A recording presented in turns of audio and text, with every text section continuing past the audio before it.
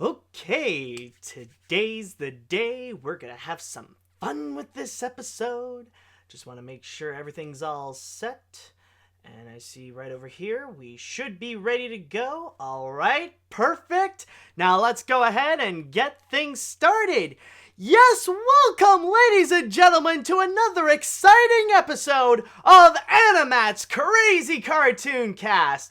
And this week, I know that there is one story in particular that you guys are all excited to hear about. In fact, it is one of the biggest news stories of the week, and of course, one of the biggest movie news stories that we would get so far, at least. I mean, usually at the start of the year, these would always be like the biggest highlights. Like, at least this is the biggest movie news of the month. But anyways, before we go ahead and get things started onto this week's episode, I just want to emphasize though that even though we do have the one big story that I'm going to talk about, other than that, it has been pretty dry in terms of movie news and in terms of animation news. So don't expect some of the other stories that I will talk about to be anything as big as the headliner that I got so far. So just bear that in mind that I will be going into a few side stories that maybe not many people would be interested about, but still,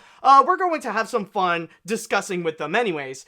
Or, I mean, there are plenty of other news that we could go ahead and discuss about. I mean, in politics, there are some things that are really worth highlighting, including that the American government is no longer shut down. Now people can finally get back to work. They can finally get their paychecks. And best of all, though, there will be no wall included on the deal. Yes, there is no xenophobic wall that's in there. I mean, the whole thing is pointless anyways, and we know for a fact that Mexico is never going to pay it anyways. And I mean, the only people that really need that wall per se are just racists, xenophobes, and idiots. You know, the kind of deplorables whose opinions don't even matter and they're invalid anyways. But anyways, oh, actually, hold on. Just gotta wait a bit because this is gonna be the point where there are gonna be some people who will be very easily offended and they're just gonna write down with their usual comments of going, "Stop forcing politics on your videos!" You know, they keep bringing that up again and again as if I keep on forgetting. Now, I do understand that there are some times when they would feel out of place. I do get it, and I do try my best to make sure that they would have a point in my videos now, so I am putting that kind of effort. But for those people who keep on reminding me to stop putting politics on my videos, the only thing I will say to that is a quote from Chief Bogo from Zootopia. Note taken. No, I didn't forget. I just don't care. But anyways, with all that said and done, let's go ahead and get things started on this episode. So I just would like to know, chat wall, are you all ready for this week's episode of AniMat's Crazy Cartoon Cast? Let me hear it, guys. Come on, let's go ahead and start things off right now. Come on, are you all ready? All right, let's see now. All right, we got things started. I think the chat wall is prepared. Okay, good. All right, I think with that said, we could go ahead and get things started. And yes, I've been talking about it so far, but I have been a little bit vague about it. But you know what? Let's cut to the chase. Let's go ahead. Our first story, let's get this started. It is the Oscar nominations. Yes, the Academy has officially revealed its list of the nominations for the 91st Annual Academy Awards. And of course, the big ones are all from the Best Picture category. And so far, we only got 8 of those nominated, which includes BlacKkKlansman, Black Panther, Bohemian Rhapsody, The Favorite, Green Room, Roma, A Star is Born, and Vice. So those are the most prominent ones that we would find on this year's category, this year's nominations. In fact, going into Wikipedia actually, and and I'm just gonna list you down the ones that did receive the most nominations. We got The Favorite and Roma earning 10 nominations each, so those are the big contenders. This is then followed by Vice and A Star is Born getting 8 nominations each. Then we also got Black Panther getting 7 nominations, BlacKkKlansman getting 6 nominations, and finally, we got Bohemian Rhapsody and Green Book getting 5 nominations each. And, however, even though this is AniMat's crazy cartoon cast, of course we do have to talk about the animation categories. But first of all, I would like to have a quick mention about the visual effects category, because those are artists and animators who do work on that, so I think it is important to mention those as well. Whoops, don't go too down there. And by the way, I am using my source on The Wrap in order to read all the categories at this year's Oscars. So, the nominees for Best Visual Effects are Avengers: Infinity War, Christopher Robin, First Man, Ready Player One, and Solo: A Star Wars Story. But now, heading on to the animation category, first off, let's go into the Best Animated Short category, if I could find it. Here it is. So, the nominees for Best Animated Short, they include Animal Behavior, Bow, Late Afternoon, One Small Step, and Weekends. But I think the biggest one that we are all waiting for, and the one that we have anticipated the most, is the Oscar nominations for Best Animated Feature.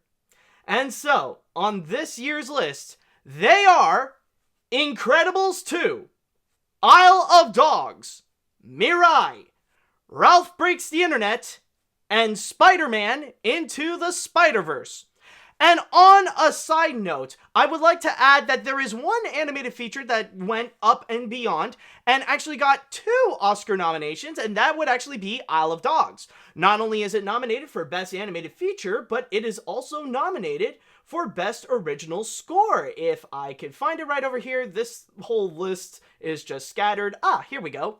So, yes, Isle of Dogs is also nominated for Best Original Score, where it is also nominated next to Black Panther, BlacKkKlansman, If Beale Street Could Talk, and Mary Poppins Returns. So these are all the categories so far, or at least most of them, just highlighting the animation ones and also just the main things that are on the Oscars. And I did give out my first impressions on social media at first, and from there, it did change a little bit, and there are some things that I have learned as well. But first things first, I want to lay down my thoughts on Best Animated Feature, and to be honest, there really isn't much for me to discuss about this list, considering that, like last year, this list for Best Animated Feature is pretty much a copy like the one from the Golden Globes. Like, every single one, beat by beat, is pretty much the same thing.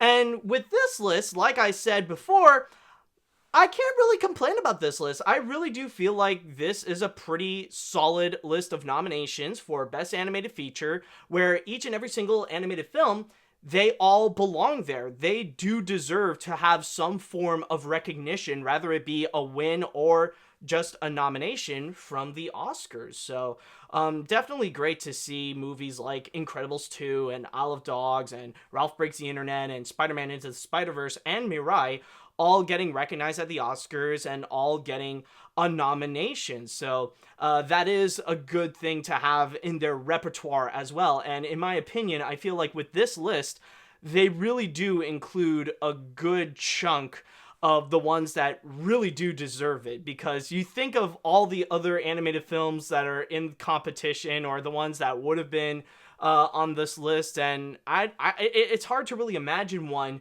where you could take one and you switch it with another. This is actually a pretty solid list in itself. And one thing that I can comment though is that this is way better than last year, considering if you remember last year's list with the 2017 animated features, there were a lot that had a few surprises and unpleasant surprises per se.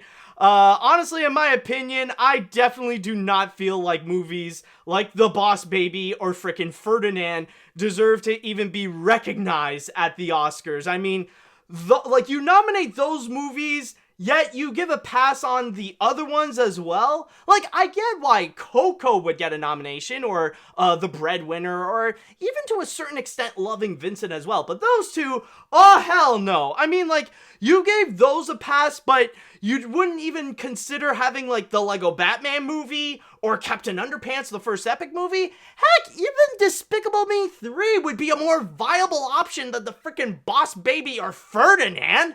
I'm just saying, but that's all in the past, and there's none of that over here where it is an unpleasant surprise. And I would like to give a bit of a side note that one of the biggest surprise, well, one thing that is actually kind of a surprise is actually with Mirai. Now, of course, when I made my predictions months ago, that is actually something that I kind of really got off. The independent ones are pretty hard to guess, especially if you have yet to see them at the time. But with Mirai, I'm actually pretty happy to see it get nominated. And what's interesting to note is that it's actually pretty historical over the fact that Mirai actually got nominated here, because this is actually the first time in Academy Awards history that a non-Studio Ghibli Japanese animated feature actually got some recognition, or at least got nominated at the Oscars. Or at the very least, it would actually, this is the first time ever that this movie would, or what was trying to say? Man, I get so riled up and then suddenly, like, I lost my train of thought. But, oh, right, okay. At the very least, though, this is the first time that, for the Best Animated Features category, that we do have a non-Studio Ghibli Japanese animated feature, or even just in general. So that's actually pretty cool to see. And as for the winner, because I'm sure a lot of people are going to be debating on which one is actually going to win, for me, I feel like this is going to be of a toss-up. This is either going to be Spider-Man Into the Spider-Verse or Incredibles 2. As much as I would love to see something like Isle of Dogs actually end up becoming the winner, my gut feeling and knowing how the Academy works, it's going to be a toss-up between Spider-Man or Incredibles 2. And the reason why I say either one of those is because Spider-Man has proven to be a very strong contender in the awards race, where it has been collecting a significant amount of Best Animated Features category, so it is a bit of an awards collector in itself. But then again, the Oscars has been known to be a little bit of a rogue, where in this case here, with the Oscars, sometimes you'll have like other places and other award shows, they'll be giving their awards to other categories, and then you got the Oscars suddenly coming in and they're gonna give it to like some random movie that nobody would really expect. And a great example would be back in with the 2014 animated films, where in other award shows they would be giving awards to either the Lego Movie or How to Train Your Dragon 2. But then the Oscars would suddenly come in and they would say, and the winner is, let's see, it's Big Hero 6. What? Wait, what? That was kind of unexpected. So that's why I wouldn't necessarily be surprised if Incredibles 2 would actually end up winning. But for me personally, I wouldn't necessarily see that as a bad thing. I don't have one specifically that I want to say I want to see would win. And I would say that if either Spider-Man Into the Spider-Verse, Incredibles 2, or Isle of Dogs end up becoming the winner, then I'll be satisfied. I'll be happy, because with those three films, I feel like those ones definitely deserve the most to get that Oscar win, because they definitely are well-crafted animated features on their own. So if either one of those win, then I'm perfectly satisfied. I'm okay with it. Alright, so, with that said, that's just the Best Animated Features category, and let's go ahead and move on to Best Animated Short. Because it's very interesting with Best Animated Short, because they actually did something a little bit different. Because normally, the only way that you would look into the animated shorts, or the only way that you could find or see those animated shorts, is either if you got a chance to check them out at film festivals, or you would have to go and pay them either on Vimeo or iTunes or something like that. But this did not happen, though. This year, they decided to do something a little bit different, where in terms of the ones that were on the short list for Best Animated Short, the companies decided to go and upload them on YouTube, where people can actually check them out for free. I think most of them is just a limited time, though, so I don't know if a lot of, or if any of these ones right over here would be still on online and stuff like that. But still, it was actually pretty cool that they actually put them all up. And for the first time ever in my life, I have seen all the animated shorts on the short list before they would actually be up, before the nominations would be announced. So I have legitimately seen every single one of them. So I am proud of myself for that. And with that said, considering that I have seen all of them, hold on a sec, I got a cough. Okay, that is much better. But anyways, as I was saying, considering that I have seen all of them, I would say that I feel very mixed about it. This list here is kind of like, it's a bit of a mix here. Because the thing is that there are some that definitely do deserve it. They are very good in their own right. You know, stuff like, I really, of course, like, we all know Bao, that's the animated short before Incredibles 2, so I'm sure you guys have already seen it. It was a very well-made short, very heartfelt short, so that one was really good. Late Afternoon is another one that's actually very sweet. It was made by Cartoon Saloon, the same people that actually did The Breadwinner, Song of the Sea, and The Secret of Kells. And, you know, it's actually a very sweet story where you go into the life of this old lady and you see her pass and you start to get to know this old woman. And what's funny to note is that you know that it is Cartoon Saloon is mainly because everybody is Irish. Everybody would speak with a thick Irish accent, so that's how you know that it directly comes from the same people that made those films like The Breadwinner or Song of the Sea or Secret of Kells and all those features. So this is another recognition for Cartoon Saloon, and it's great to see them back, even though they don't have an animated feature currently going for Best Animated Feature or stuff like that, but still, they did get a whole lot of recognition last time with The Breadwinner. But anyways, okay, enough of the Irish accent. Let's see now. And also another one that I really did like was One Small Step, which I will get back to later because I have a whole lot to discuss about this.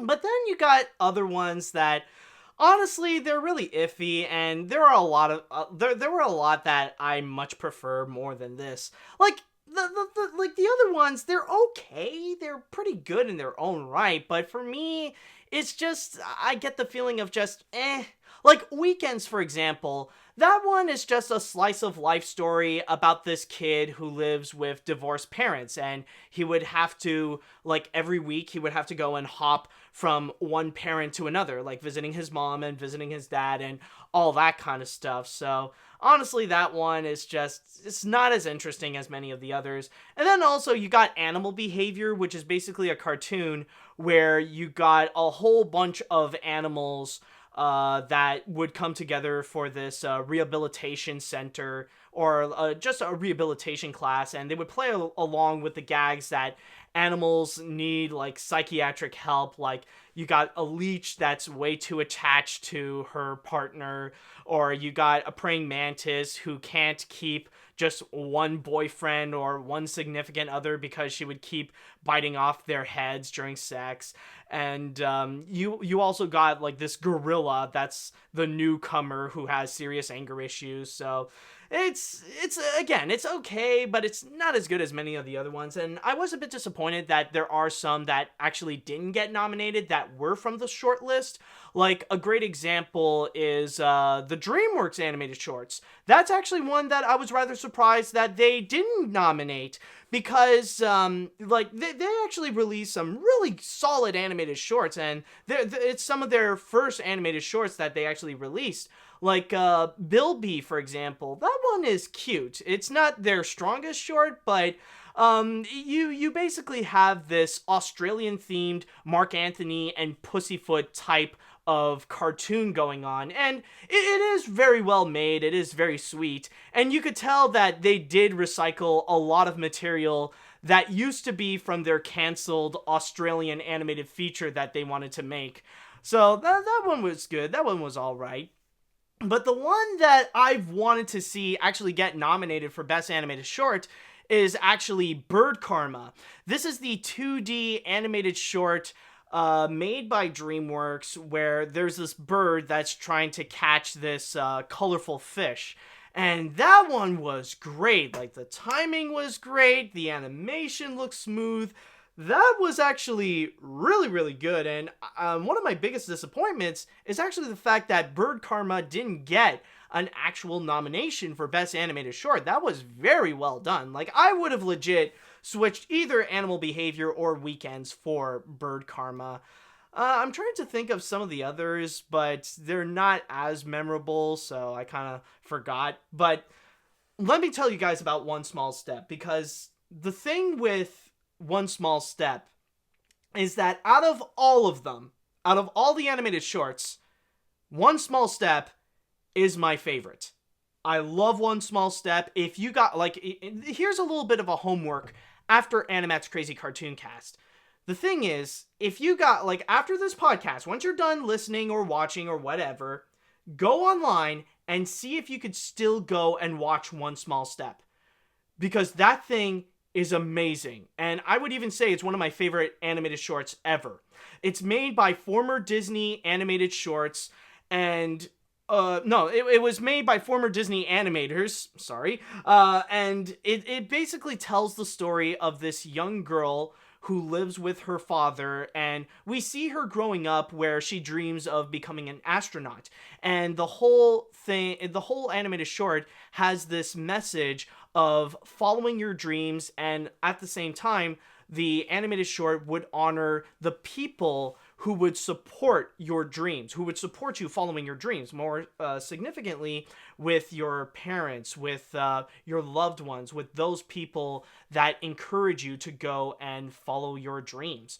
And oh my god, I gotta say this right now, guys. Honestly, I cried. I legitimately cried at the short. It was very beautiful. The animation is very stylized. It is amazing, and you must check it out. It is so beautiful. Oh my god. And I just gotta say right now, that's the one that I'm rooting for the most to win. And at the very least, though, I can say that I am so glad that it actually did get a nomination, and it's a very well-deserved nomination. And I like, honestly, if I have to congratulate someone the most, it would have to be the team behind One Small Step. They really do earn it. And oh my god, I love the short. It's just absolutely beautiful. But realistically, in terms of the ones who might win, as much as I would root for One Small Step, I do hope it would win. But I also feel like the toughest competitors for One Small Step would actually be Bao and Animal Behavior.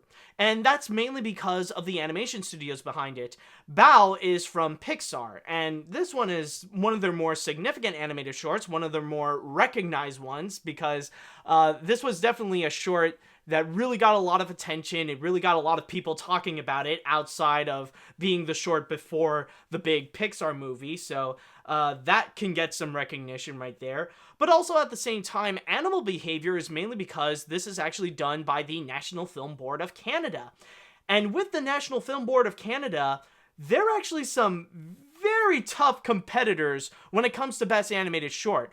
Like, they debatably, and I haven't fully done my research on that, I do apologize, but they might have gotten even more Oscar wins for Best Animated Short, more so than Pixar. Like, they know how to craft their animated shorts in a way that really does appeal to the people at the Academy for them to actually get some pretty strong wins. So that's my feeling, that it's going to be either One Small Step, Bao, or Animal Behavior. But for me personally, One Small Step is my personal favorite of the bunch, and I really do hope that I could see a win from that. I'm not going to be, like, angry if it doesn't. I'm glad at least it got a nomination, but oh god, seriously, dudes, you gotta check it out. One Small Step is just absolutely beautiful.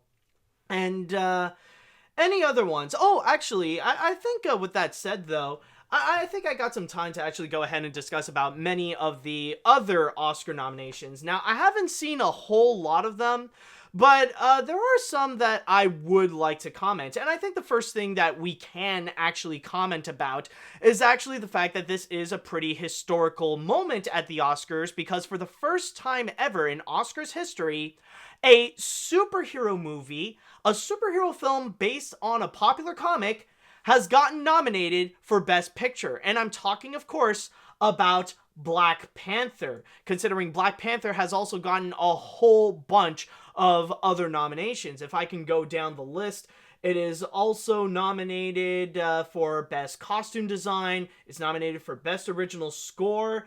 It's nominated for Best Sound Editing, for Best Sound Mixing.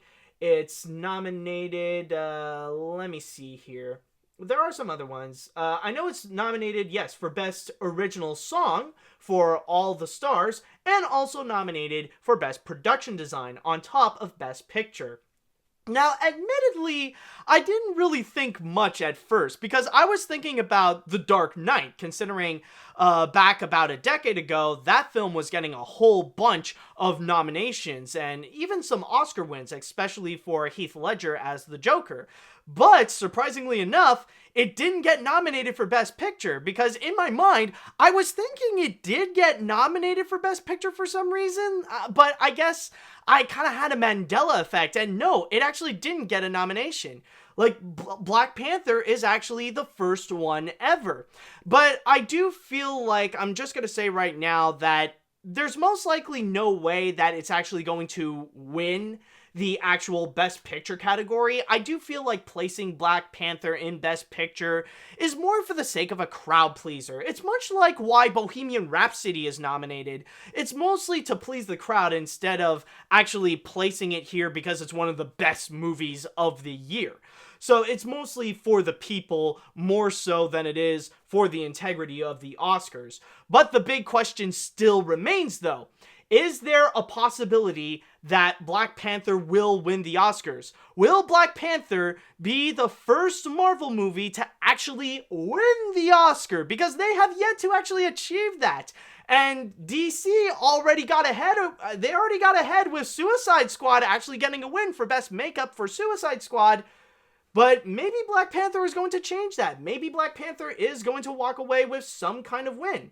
I'm not expecting Best Picture, but probably one of the smaller ones. I'm probably thinking that it'll probably have a strong chance maybe in like Best Original Score or maybe Best Production Design, or probably not Best Original Song, because like it's going to be up against A Star Is Born, and that one is most likely going to win, so who knows? We'll probably just have to wait and see on that, but I think Black Panther is definitely going to be one where we do have to keep an eye on in terms of the legacy of the Marvel Cinematic Universe and the Oscars. Maybe they'll grab the win, or maybe, who knows, maybe Avengers Infinity War is going to do it for Best Visual Effects. And by the way, speaking of Best Visual Effects, that's actually one that I am highly surprised about, because there is one thing that I was actually shocked to find. Here, let me just put it right over here.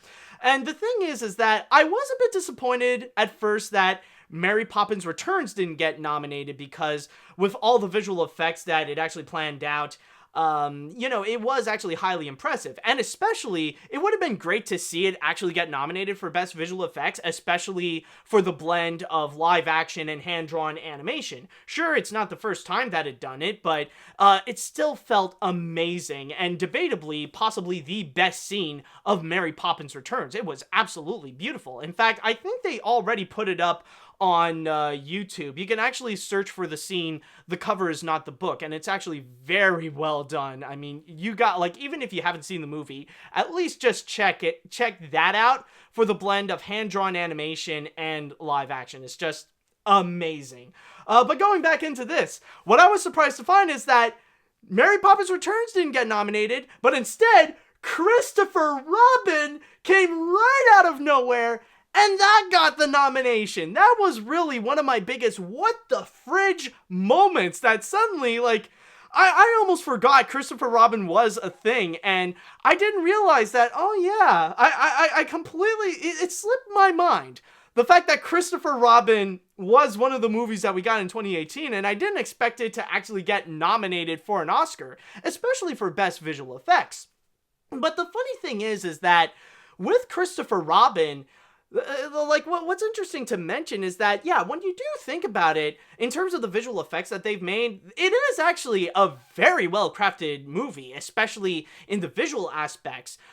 This is more in terms of adapting the Hundred Acre Woods, or more specifically Disney's Hundred Acre Woods, and bring that to life. And seeing all the plush toys like Pooh, Tigger, Eeyore, and the whole gang suddenly coming to life, they actually really do look impressive. It's probably the best live action adaptation from a Disney movie and bringing it to live action, at least in terms of those characters in particular. And yeah, sure, a big part of what brought these characters to life and make them feel exactly like how they were back in the Disney shorts and all that kind of stuff is mainly due to the voice acting talents of people like Jim Cummings and Brad Garrett and all those guys. But in terms of the visual effects, they actually did a very solid job. I remember we all did our little gags that they do look freaky at first, but once you watch the movie and you see the characters, they do kind of grow on you. They do seem very charming, and yeah, they do seem pretty recognizable. Like, yes, this is the same Winnie the Pooh, Piglet, Tigger, Eeyore, and all those guys.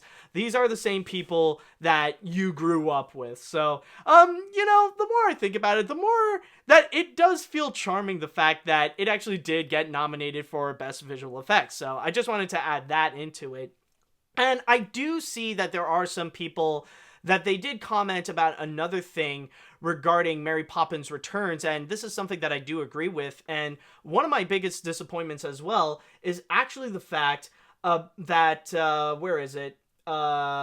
Just need to find, okay, yeah, it's right here, right in the middle, where one of my biggest disappointments is actually the fact that Emily Blunt did not get nominated for Best Actress as Mary Poppins.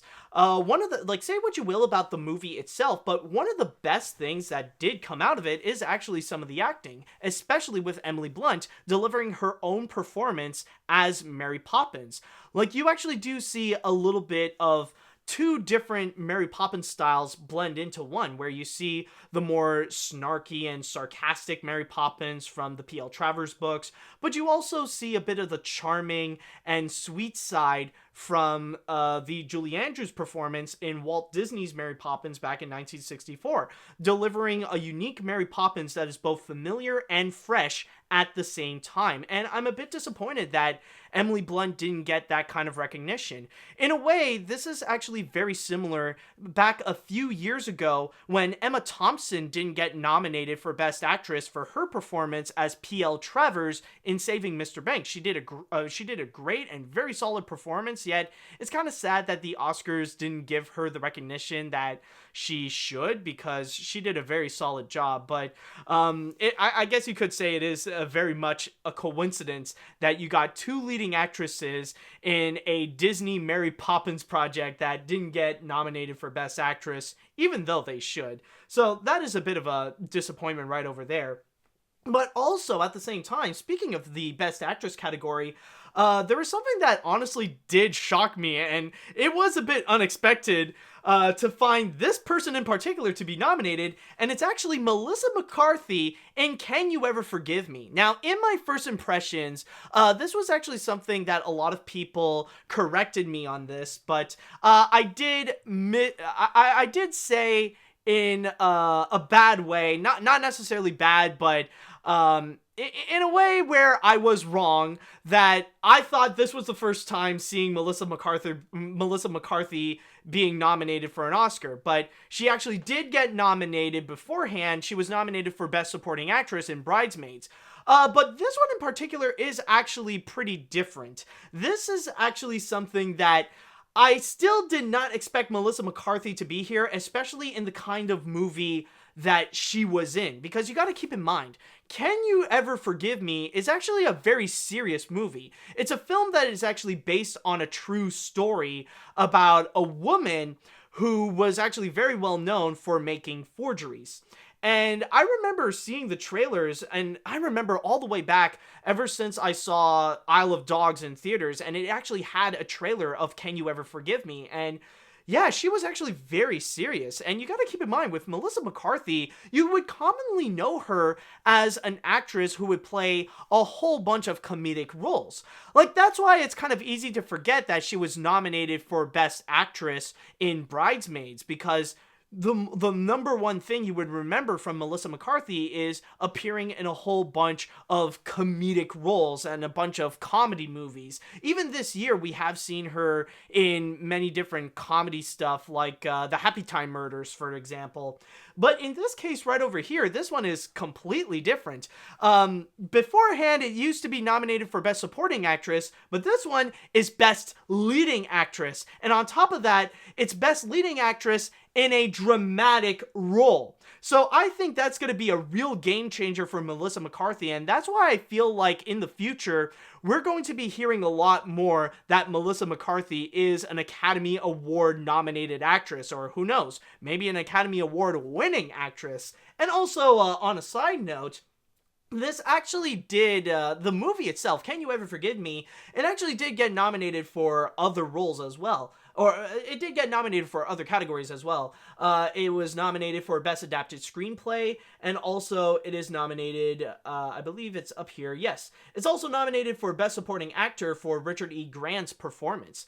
So that's kind of the big thing with this one right over here. I'm honestly really surprised for Melissa McCarthy, but you know what? Great on her for actually getting that nomination. That is actually it's actually pretty epic of her.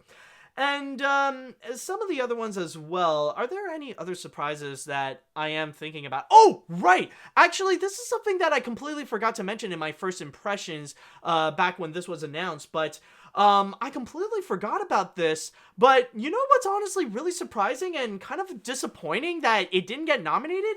It's Best Documentary Feature, and Won't You Be My Neighbor is not nominated. If there is one documentary feature from 2018 that people remember the most, or the most talked about, is Won't You Be My Neighbor, the documentary about Mr. Rogers. And apparently it got some raving reviews, and from there, a lot of people would be talking about it. A lot of people adored it.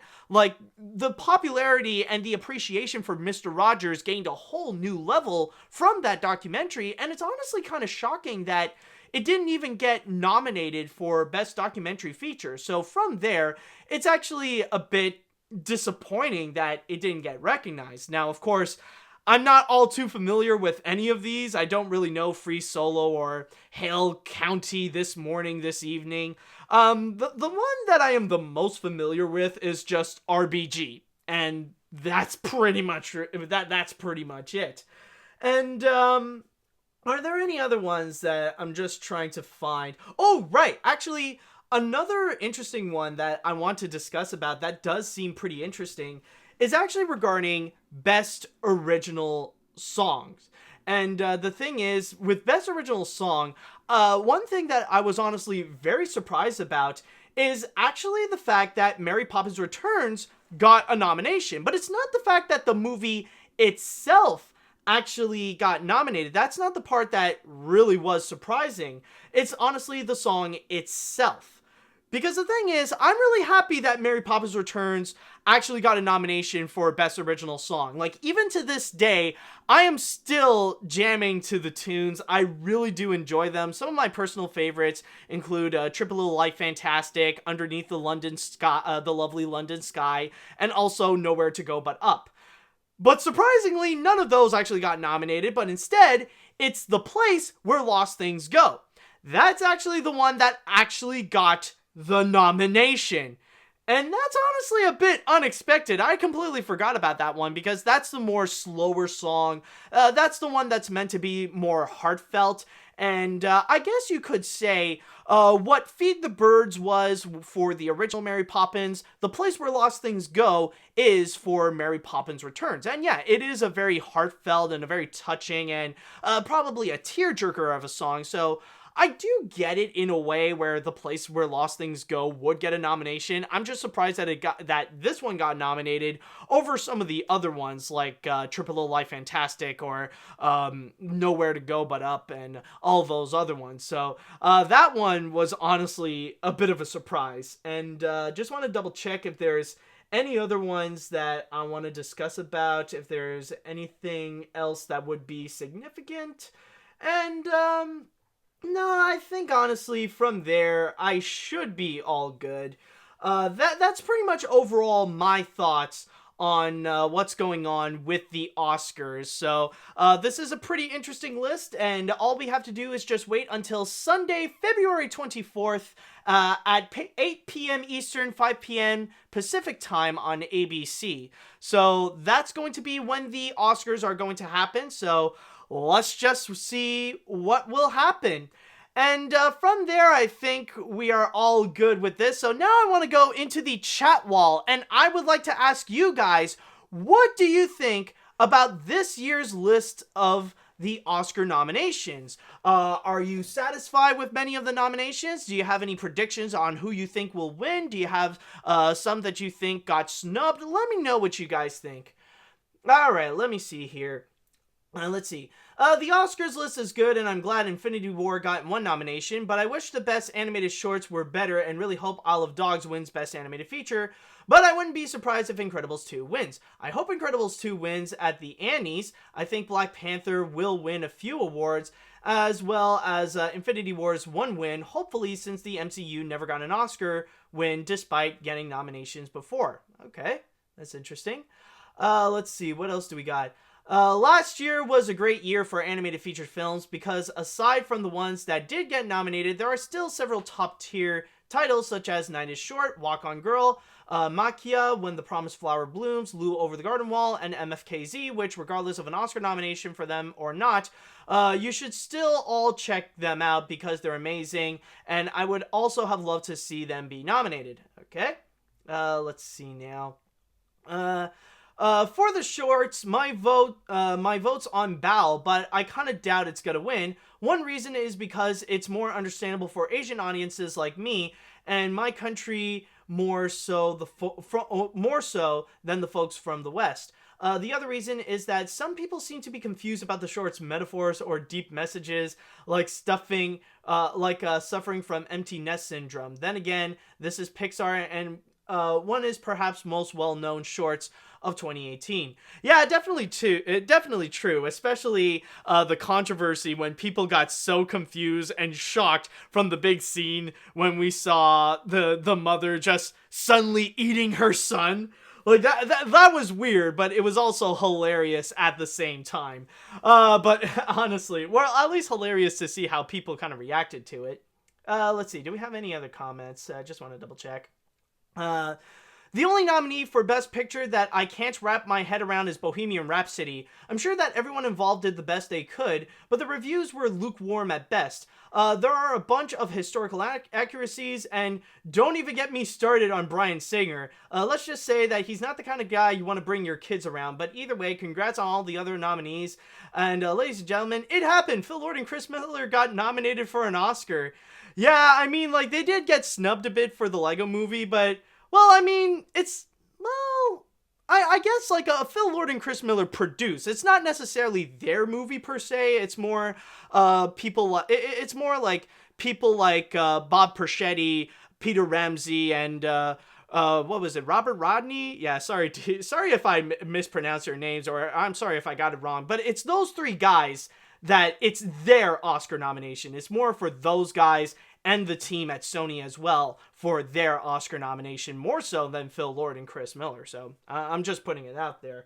Like, I know that there are a lot of people that, like, they would immediately label Spider-Verse as a Lord and Miller movie, but I do, like, honestly, I don't really want to do that because I feel like the credit really does go more towards the directors. Sure, they're not as prolific as Lord and Miller, but still, they still deserve to have a lot more recognition, especially with the stuff that they have done for Spider-Verse. So I'm just putting it out there. Okay. Other than that, I think we're pretty much going to be all good, and wow, I spent a whole lot of time talking about the Oscars, didn't I? Well, I mean, it shouldn't be that much surprising considering that is the biggest movie news that we got this week. And I think with all that said, we are pretty much good with this one, and now it is time that we shall go and move on to our next story. And with this one, of course, this shall be the continuing story of the controversy with John Lasseter at Skydance. Now, there isn't any much updates in terms of what's going on directly at Skydance or John Lasseter or even what's going on at Paramount, but we actually did get some additional comments from some other significant people, and this one I feel like it is very interesting to go and discuss about. And what I am talking about, of course, is going to be with Brad Bird. Yes, Brad Bird officially came out and he discussed about what is going on and discussed about his feelings regarding what's happening with John Lasseter. Now, before I go ahead and get things started, I just want to give you some important context regarding this interview that Brad Bird got. This is from the Daily Beast, and this actually happened just the day before John Lasseter was announced to be the head of Skydance Animation. So you got to keep that in mind for this one. All right, so anyways, going back to this interview, Brad Bird did go and discuss a lot about some of the things that he had worked on in the past and possibly his future. They really did discuss a lot regarding his works on Incredibles 2 and also the upcoming movie that he wants to do that he says that he's really scared about because it's going to be a musical. However, in this case, he also brought up regarding his feelings towards John Lasseter.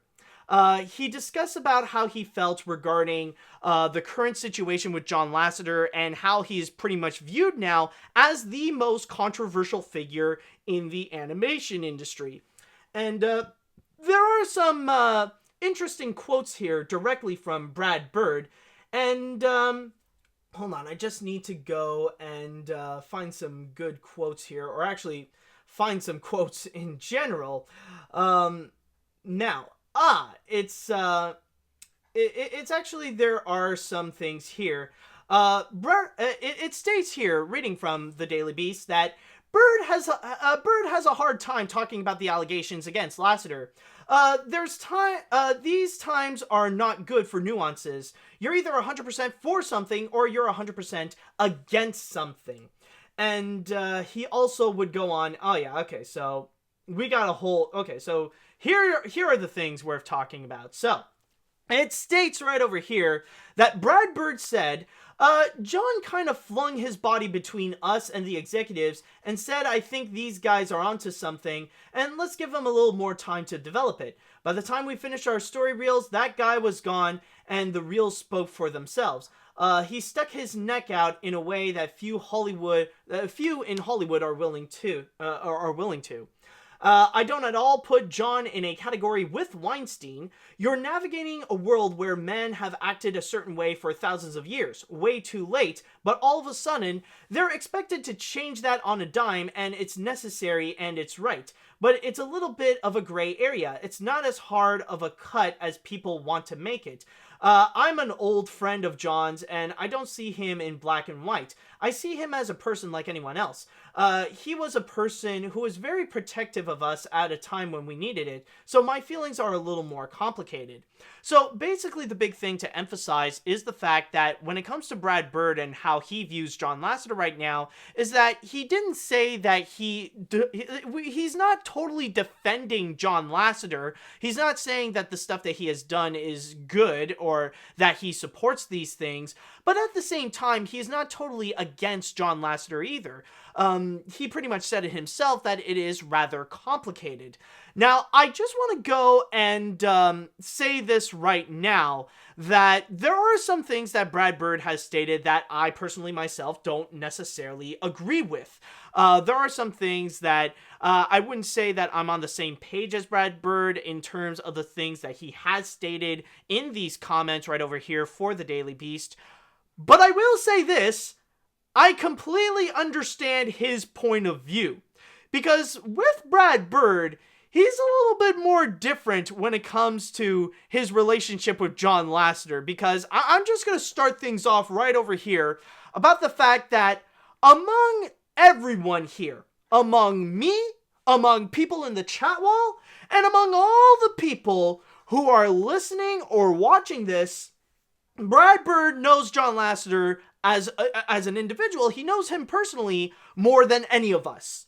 That is pretty much a given right over there. So he has more of a personal connection with John Lasseter, and he has a little bit more knowledge on who John Lasseter is as an individual. And the thing is with Brad Bird is that I'm not necessarily surprised over the fact that he is not totally against John Lasseter, mainly because when you look into his career, when you look into the history of Brad Bird, you do realize that if it weren't for John Lasseter, Brad Bird would not be in the position that he is today. Brad Bird is currently in a position where it's all thanks to John Lasseter, where he is a well-known and prolific director whom is almost a household name and is credited to some of the biggest movies out there, like Incredibles or Ratatouille, or even working on major franchise movies like Mission Impossible Ghost Protocol. Because you gotta think all the way back, like let's go back in time to late 1999, early 2000s, like around that time.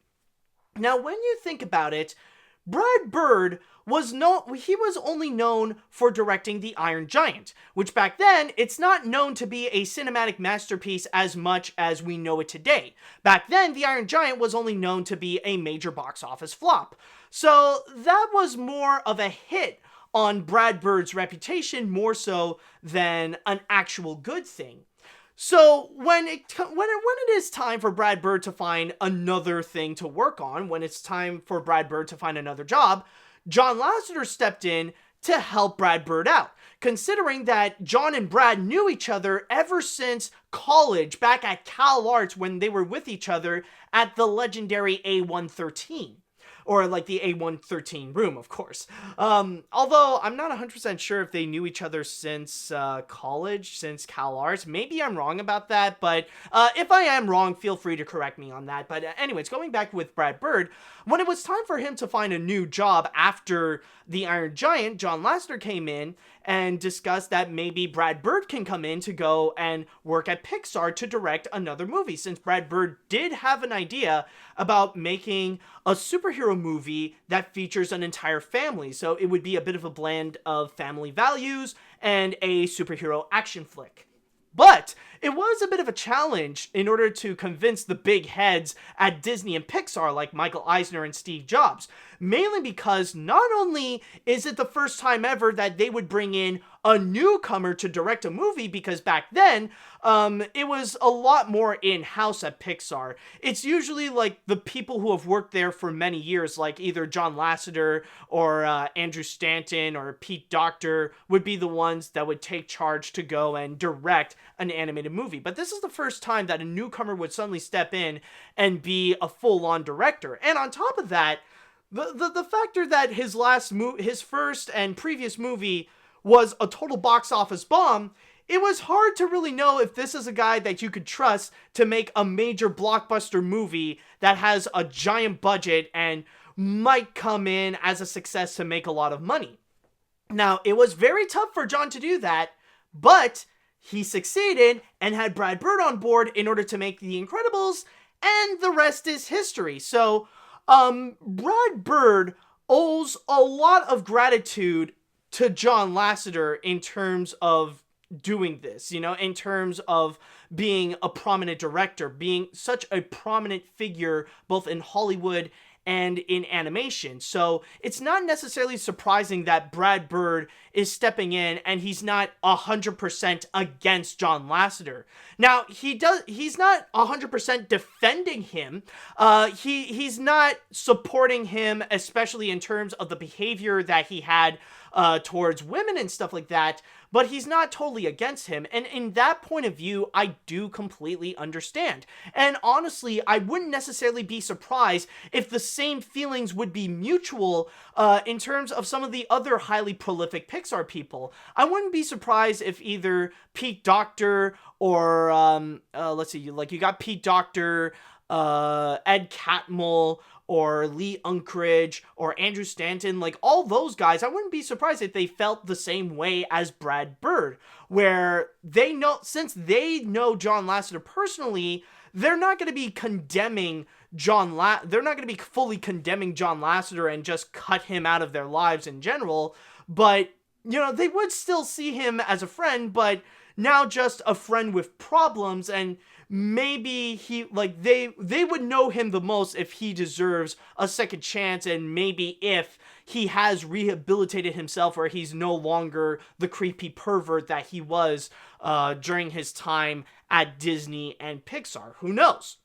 But but I will say though, if there is one thing that I definitely do agree with Brad Bird, is his statement saying that he definitely is no Harvey Weinstein. And I mean, it is definitely true that, okay, what Brad Bird has done is absolutely wrong. Like, what John Lasseter did is absolutely terrible towards the women, but it is true that it could have been a whole lot worse. It could have been far worse than the things that are done towards plenty of the other people. It could have been worse. Like, at least John Lasseter didn't, like, whip his dick out. He didn't do full-on sexual assault towards any of the women. Like, and he didn't even persuade women to have sex or anything like that. So he's definitely no Harvey Weinstein. He's no Chris Avino. He's no John Kay. He's no Louis C.K. He's no Kevin Spacey. He's no Bryan Singer. He's none of those. Like, compared to those guys, this is rather minor. Again, absolutely wrong of John Lasseter to do, but it is true that it could have been a whole lot worse.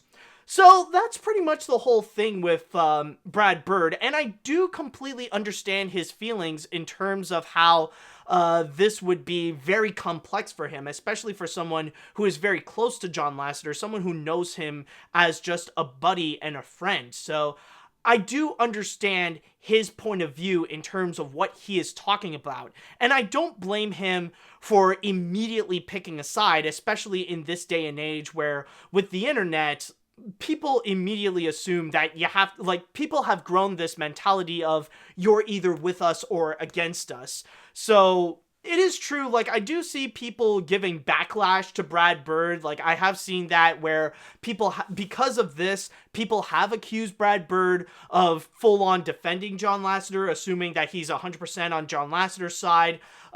Seeing, like, they're calling him, like, a John Lasseter apologist and all that kind of stuff.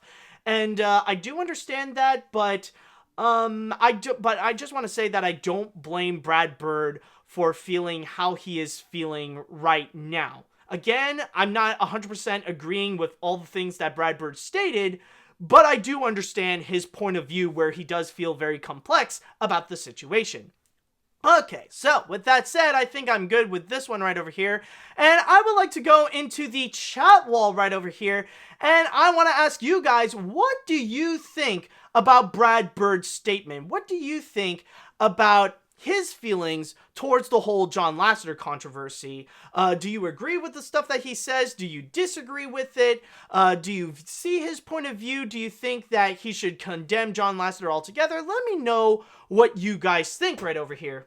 Alright, let me see here.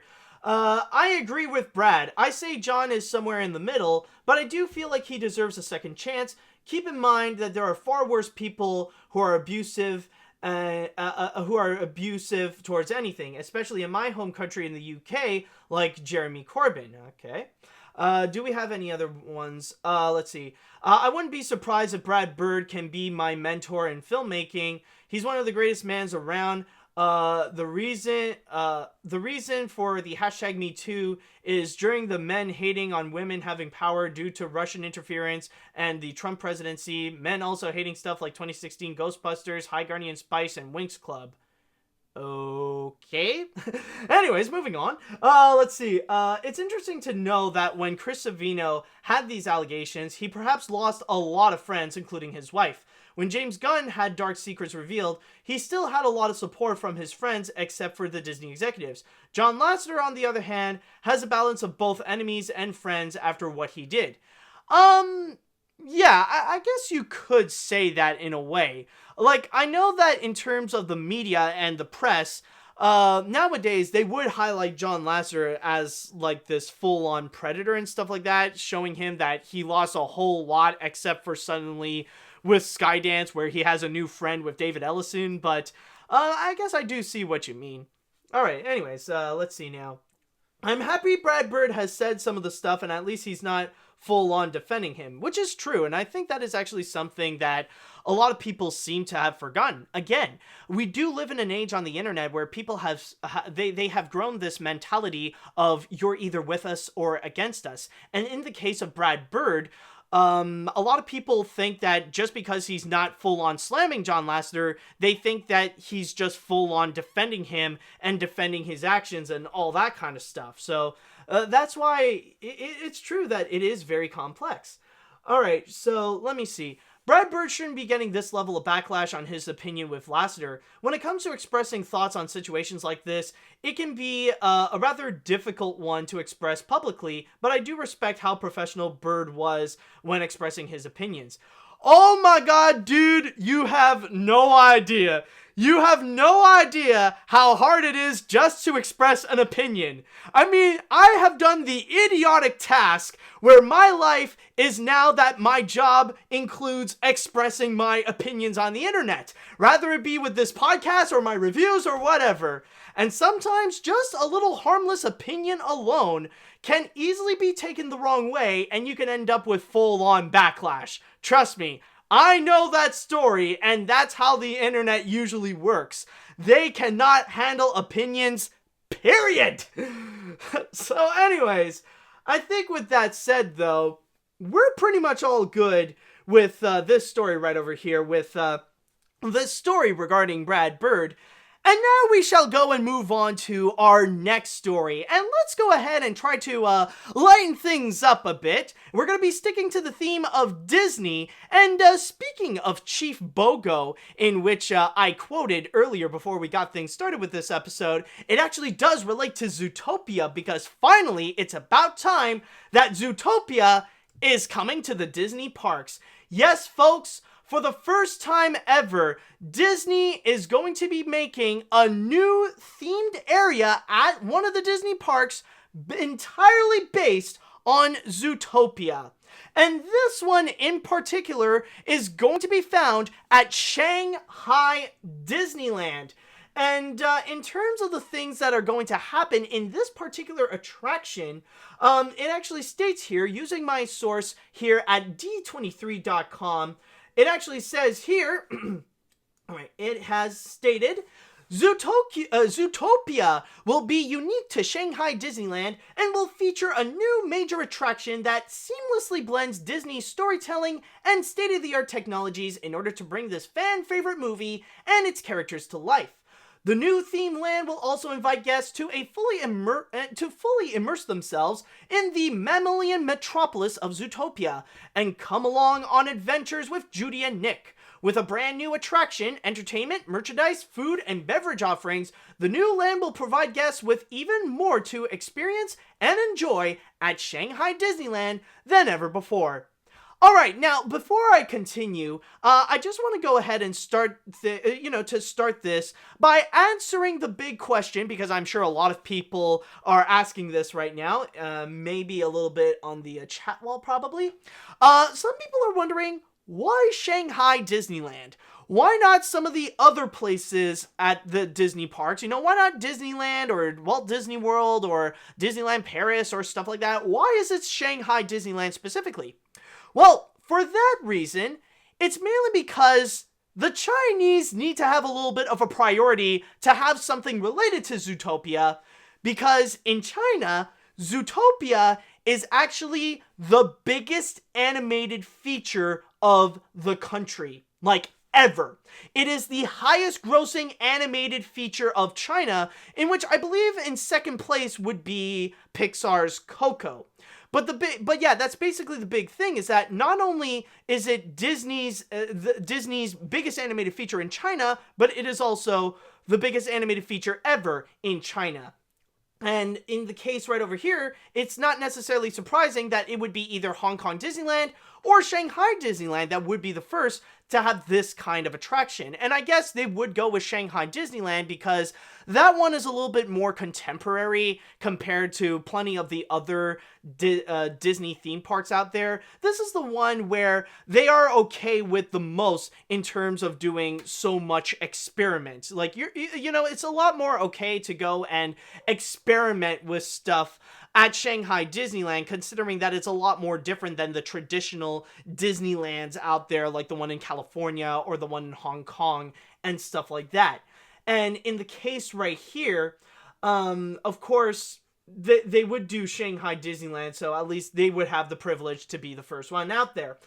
We also do have a bit of a quote from the chairman of the Parks, Experience, and Consumer Products of the Walt Disney Company, Bob Chapek, as he states that we are thrilled to announce that Shanghai Disneyland will be home to the world's first Zootopia-themed land. The rapid rate of expansion at Shanghai Disneyland Resort demonstrates our confidence and commitment to the company's future development in China.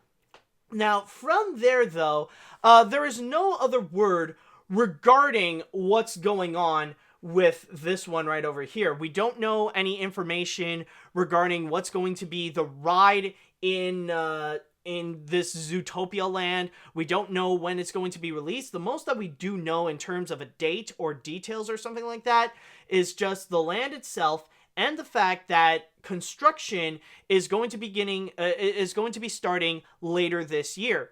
There is probably a good chance that we will know a little bit about how the theme park, you know, what the ride in general is going to be probably during the D23 Expo. That's going to be happening later this year. Oh, excuse me. Oh boy. I tried to contain a burp, but it didn't really work out as well as I thought. But anyways, going back to this. We don't really know a lot more info, but I wouldn't be surprised if in the near future that we would see some kind of information regarding this attraction. Maybe we'll know a bit more, maybe we won't, but again, I guess we'll just have to wait and see. But yeah, honestly, I'm not necessarily that surprised that eventually Zootopia would come out with a new attraction for the Disney parks, because when you do think about Zootopia, I mean, it's easy to say that it is one of the biggest animated features of the decade. It's one of the very few animated films out there that actually did cross $1 billion at the box office, which is honestly extremely surprising considering the fact that this is an original animated feature. And this is not even one that would rely on the Disney formula. This is one of the most contemporary Disney films that they made out there, especially when it also incorporated a very strong and very mature message that pretty much speaks out against bigotry and discrimination. So that was really a very strong move, and even when I saw it, I was absolutely blown away. I would even go as far and say that this is one of the best animated features of the decade. It really is that good. So it's no surprise that eventually Disney would have to do at least something with Zootopia for the Disney parks. So with a themed land, yeah, it definitely is a cool idea. And looking into the concept art, they actually did make one. It does seem pretty cool and pretty amazing that they would also create this they would actually create Zootopia itself. And it does seem like a pretty ambitious idea, but I'm sure knowing Disney, they could probably pull it off very well. It does remind me something a little bit similar to what they did at Disneyland with Cars Land, where they did bring in the world of Cars and they brought it to life in a way that really does seem convincing. It really did seem like they took this animated feature and now you're actually in this world. It's actually pretty epic. And not to mention also the attraction Radiator Springs Racers was an amazing attraction. Definitely one of the best rides at Disneyland and one of the best rides at Disney's California Adventure. So if you're going to Disneyland, you got to go into that attraction. Yeah, it brings up a lot of long lines, but it's absolutely worth it. Trust me on that. I went there last summer, and it really was a true highlight of my entire California trip. But yeah, I could definitely see Disney pulling it off very easily, that they could take all of it, that they could bring Zootopia to life in a way that does seem grand, that does seem convincing, and it would be in a similar fashion to the scene when Judy Hopps first enters into Zootopia, where you see this massive land, where you see all the giant buildings, and you feel like you just first stepped in with all the other animals. It would be very, very reminiscent to that scene. And in terms of the attraction itself, I don't know. It's all up in the air in terms of what they're going to do, but maybe they'll do something impressive, but I guess we'll have to wait and see on that, because there's a lot of possibilities. Maybe they'll just do a simple dark ride. Maybe they'll do a simple dark ride. Maybe they'll do like an entire freaking roller coaster. Who knows? But it does seem like a pretty cool idea.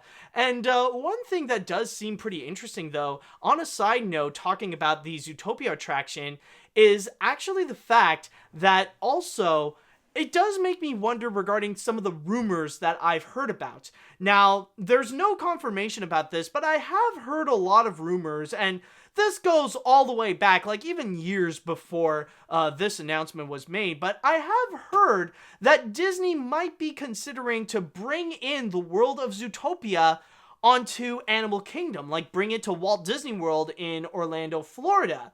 And that would actually be a really cool expansion. Like, I'm sure that, like, with Pandora, it's not always going to...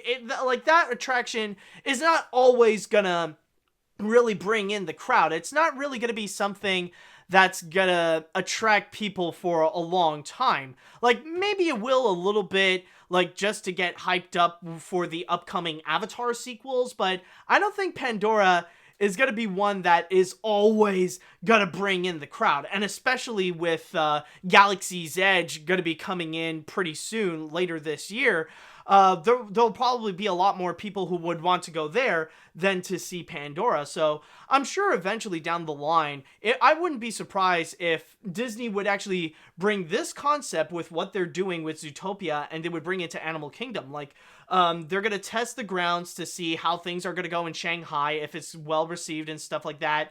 And if it's really popular, if people love it, then maybe they'll consider bringing it to Walt Disney World as well, or maybe to Disneyland. Who knows? It's probably something that we would have to wait and see on. But honestly, with something like this, I'm not necessarily surprised about it, but it is a pretty cool idea, and I can't wait to see how this one will look. Maybe we're not going to see it until many years later, but this does seem like a pretty cool idea. And looking at the concept art, it does seem very promising that Disney is literally going to bring the world of Zootopia to life. Now, we don't know when it's happening. We don't know when things are getting started. We know that later this year, construction is going to start, but yeah, I'm pretty excited to see what they're going to do with this Zootopia land. All right, so with that said, let me go ahead into the chat wall, and I would like to go and ask you guys, what do you think of this Zootopia land coming in Shanghai Disneyland? Are you guys excited to see what it looks like? Do you guys think there's another movie that they could have done based on an attraction instead of this one? Let me know what you think. Let me see now. Looks like I gotta save up for a trip to Shanghai, because as a huge Zootopia fan, this is an offer I can't refuse. I'm now wondering how much of an increased furries will attend the parks for this. Oh my god, like Zootopia is suddenly gonna have, the Disney parks are gonna have like a furry day. It's gonna be the same thing as a Pride Day, where they're gonna reserve an entire day for the entire LGBT community. But instead of that community, they're just gonna bring in like all furries. Now it's just gonna be all the furries just gonna be walking in at the Disney parks. Like, literally everyone is gonna be a mascot. Like, Like, if you want to take a picture with Mickey Mouse, now it's going to be a whole scenario where it's going to become, where's Waldo? It's going to be all weird, man. Okay, but anyways, let's go back to this. Let me see. Do we have any? I haven't seen Zootopia, but it sounds like it will be a fun theme park. I definitely want to see Zootopia since it sounds like an amazing film. How have you not seen Zootopia, dude? You gotta get on that. You gotta see Zootopia, man. It's an amazing film. You gotta, I mean, come on. What the fridge are you waiting for? You gotta see it, man. I mean, it's out on DVD. It's out on digital. Like, you can actually find it. You can actually see it. It's not that hard to find. You gotta get on that, man. You gotta get on that. All right. Let's see. Any other comments that we have? Well, I'd be excited to see what it looks like, but I'm too broke to see. I will attend via Google Maps. That or YouTube. I mean, YouTube is a better way because, like, you'll have videos to see what the attraction looks like. Let's see now. Do we have any other ones? I'm pretty interested to see this land, considering that Cars Lands was a really well done land. Yep, that is definitely true. All right, so with that said, I think, oh, actually, we do have one more comment. Just want to catch that real quick. I would love to see a theme park attraction based on Zootopia on Disneyland and Disney World in the States, or on the Animal Kingdom attractions. I would say yeah, Disneyland is currently a little too jam-packed, but I would say most likely at Walt Disney World. Like with Animal Kingdom, of course. Alright, so, with all that said and done, I think we're pretty much good with this little story right over here, and we're going to be jumping onto our next story right over here, which this one is actually going to be related a little bit to a meme, and this one is really growing. Yeah, it is a phenomenon. It is a titan right now, but it's going to be even bigger, and I'm talking, of course, about Baby Shark, Baby Shark, Baby Shark, on Netflix. Netflix announced that they are going to. Okay, no, I'm just kidding. All right, now I'm not gonna be singing the whole way through about this. Oh boy, yes, but they have revealed that there is going to be, in fact, an animated series based on Baby Shark. Now, the thing with Baby Shark is that the South Korea company Pinkfong, the people that made the worldwide phenomenon Baby Shark, is going to be collaborating on Netflix in something that, let me just read from my source here in Animation Magazine, as it states that they have revealed that the company is planning to release a short-format series of musical cartoons on Netflix in North America this year. But on top of that, they have also revealed in terms of other elements that they are going to expand with the company Pinkfong. They have also stated that Seung-Ki Lee, who established the company in 2010 with two other online gaming vets, also shared that Pinkfong will be developing content for older kids aged 5 and 8, and that penguins might be the company's next shark-level sensation. So, basically, what they're planning right now on the side is that they are making an animated series for a little bit older kids, like from 5 to 8, and also that they are planning to create the next big sensation, hopefully something that will be as big as Baby Shark, but with penguins. What is that going to be? We don't necessarily know. Now, for those of you who don't necessarily know what Baby Shark is, you might have heard the song in one way or another, like if you go on social media, or if you go online, or if you have heard the news. Like, I actually saw, even in my local news, they actually did a report on Baby Shark at one point. They would go and discuss about what Baby Shark is. You've probably heard the song, you probably know what it is, and it is a YouTube video, and if you go on Pinkfong's YouTube channel, the video itself, believe it or not, it has, as I'm recording this, it has over 2 billion views. 2 billion views. Not million views. 2 billion views in one video alone. What the fridge? I know, it's insane. I know that there are plenty of other, like, children-based YouTube videos that get a whole lot more views, but still, a video getting 2 billion views, that's just freaking insane. That's too much. Like, holy crap. Who spends so much time listening to Baby Shark? And that's just on this video alone. This doesn't count on all the other YouTube videos that would be related to Baby Shark. So you gotta keep that in mind. But apparently it really catched on, and it really became a worldwide sensation. And honestly, the more I think about it, the more when you do look into the aspect of Baby Shark and the way that Pink Fong would go and present it, I really do feel like with how Baby Shark really went on to become such a viral sensation, this is probably one of the more well-handled memes, more so than most of the other children-based YouTube. Ooh, excuse me. But anyways, going back to what I was saying, this is actually one of the more well-handled memes based on children's YouTube videos than many others. Because the thing is that children YouTube videos, they really do have a very bad reputation. Rather it be stuff like doing horrible things to Anna and Elsa from Frozen, involving the Joker and Spider-Man and all those people, rather it be like peeing on them and stuff like that. Yeah, those are children's videos. That, or also, like you got the infamous Johnny Yes Papa videos, which they do have other which is a very similar song to this of Johnny Johnny Yes Papa. Like that one, like the Johnny Yes Papa, that one also became a massive viral sensation, but it really did go out of control. And what really kind of screwed over the meme itself is actually the fact that the makers of it, they didn't know what to do with it. In fact, they tried to resent the viral sensation of it. Like, they tried avoiding it. They even deleted the original video on their YouTube channel. Like, they tried avoiding the meme, but they just couldn't. And that's what really screwed over the Johnny Yes Papa meme. And that's how it went out of control to the point that it just became this really twisted and ugly, messed up meme.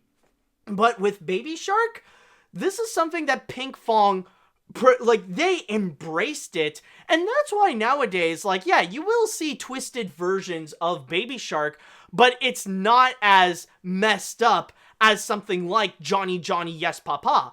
Like, this is something that people know it because toddlers and babies, they know the song Baby Shark. So, this is something that is much more well handled, and now I see it growing in a way where it really does work. It's like Pink Fong wisely took this meme, they grew it into a viral sensation, and they grew it in a way where it's a lot more controlled, where the original song itself is what people will remember the most about. And, it's not like some of the other elements. It's not about, the weird, ugly visuals or anything like that. For the most part, when you do actually look into the video itself, it does keep it very simple. You just see two kids dancing, and you see, very simple flash animation visuals where it's non-threatening, it's just cute imagery, and it's nothing more than that. It's basically, it is a viral sensation that a company like Pink Fong can actually handle.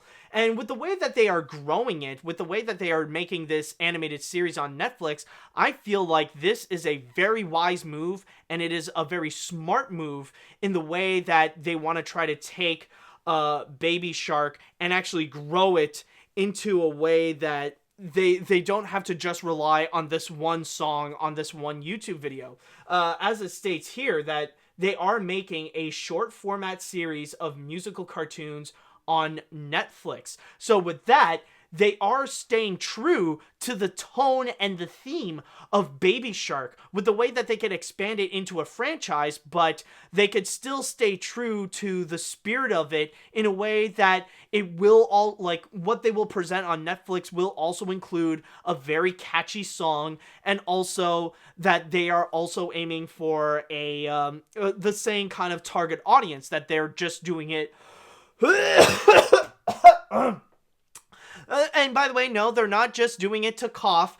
They're doing it for the children. They're doing it for toddlers. They're doing it for babies, for them to be entertained, to be enjoyed. So hopefully they will find a way to really mix these elements, that, you know, take the elements of what made Baby Shark work, and they can expand it to something far bigger, to really let this phenomenon actually grow in a way that it is controlled.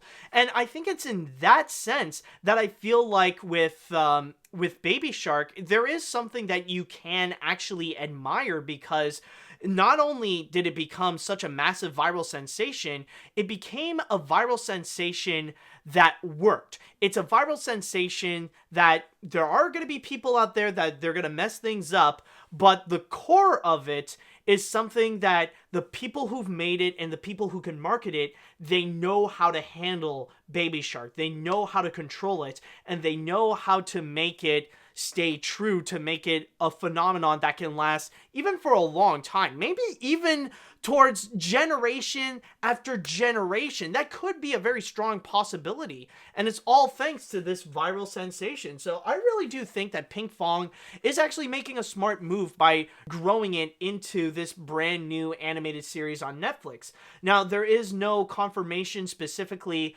when the series is actually going to be coming out on Netflix. There is no confirmation date.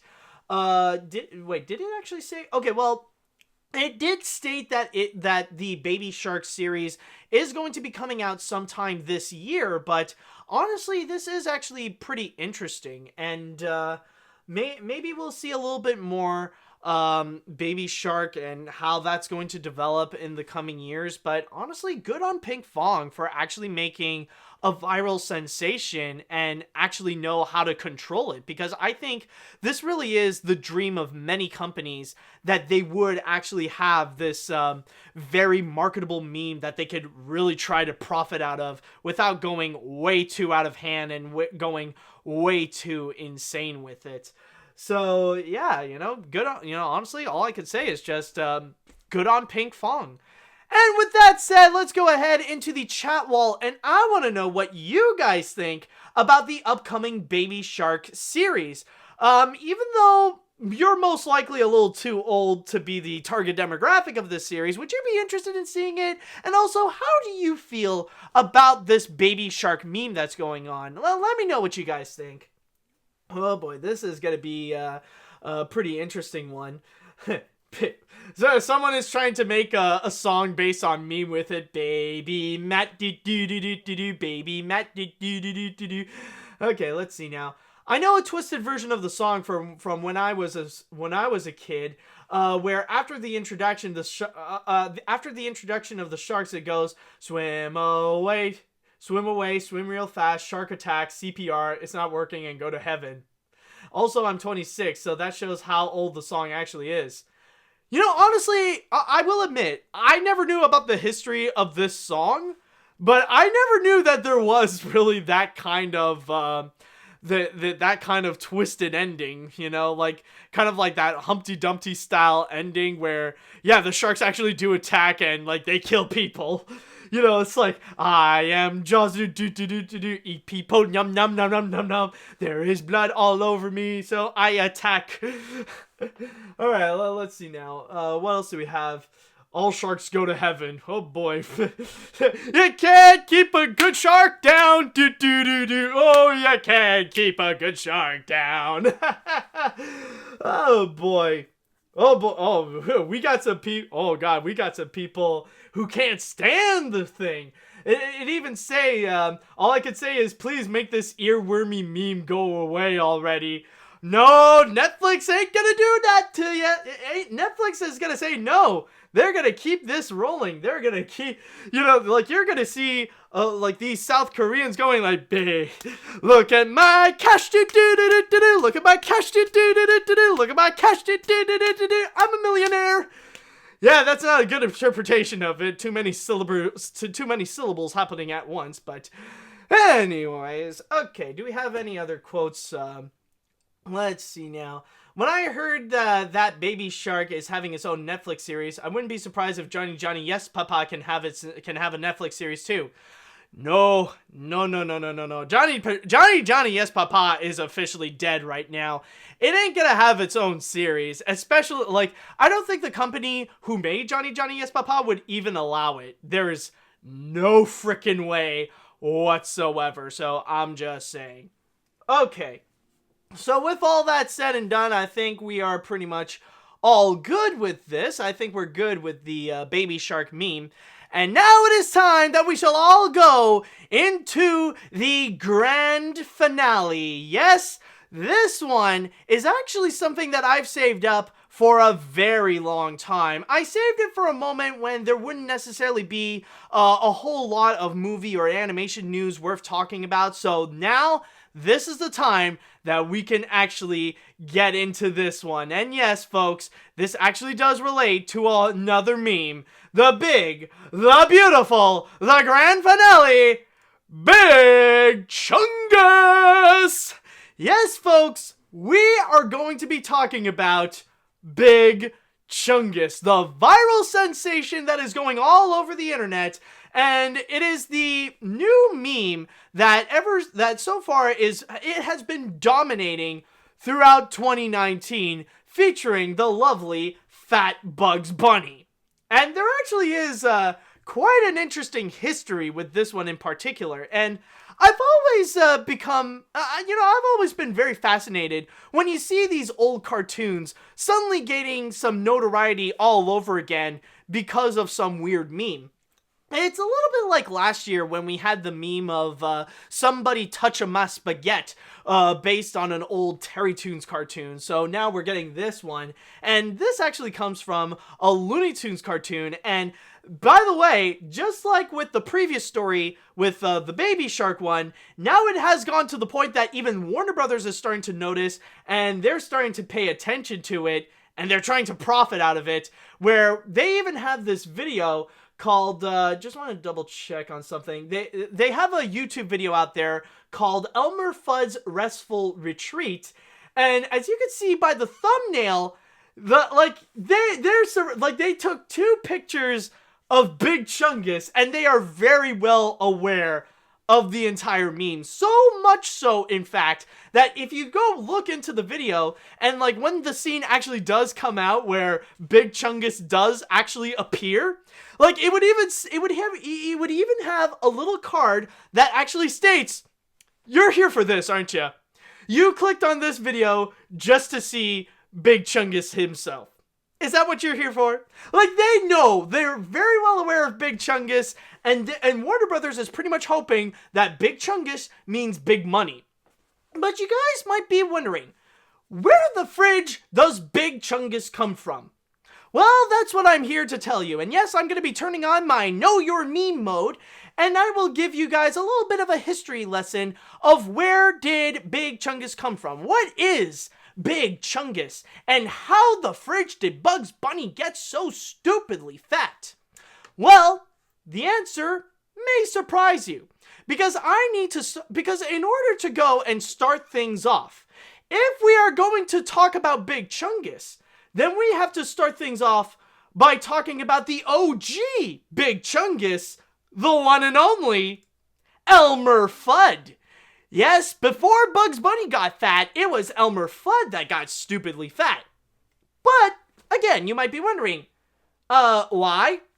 Why is it that suddenly Elmer Fudd got stupidly fat? Well, I will tell you, there is a bit of a significance. Now, this actually happened back in the early 1940s, like around 1940 and 1941. And back then, it was a time when the dynamic duo of Elmer Fudd and Bugs Bunny, that was back when it was like brand new. It was fresh. And Bugs Bunny was like the brand new cartoon superstar. And even Elmer Fudd and Bugs Bunny, like they were known to be the legendary comedy duo that would be up in the ranks with Laurel and Hardy and Abbott and Costello.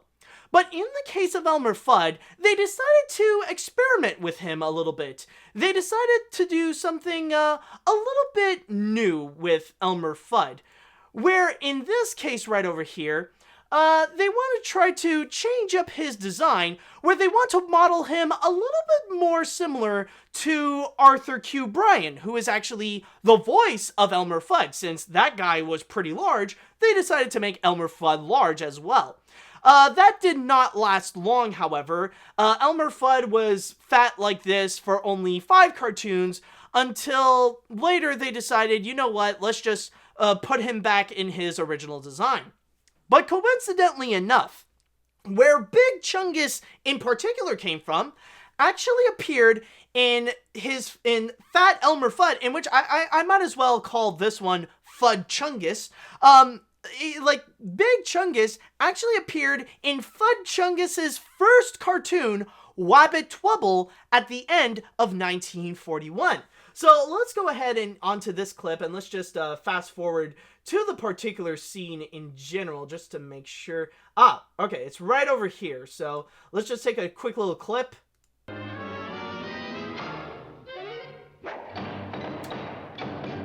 That'll hold him all white. All right, and here's the big moment.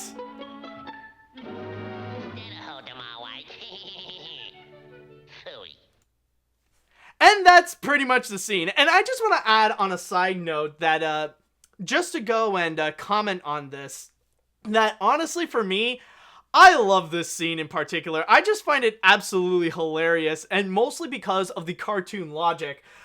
Just by the way that, like, if we just go and back it up a little bit. Hold on a sec, let it reload.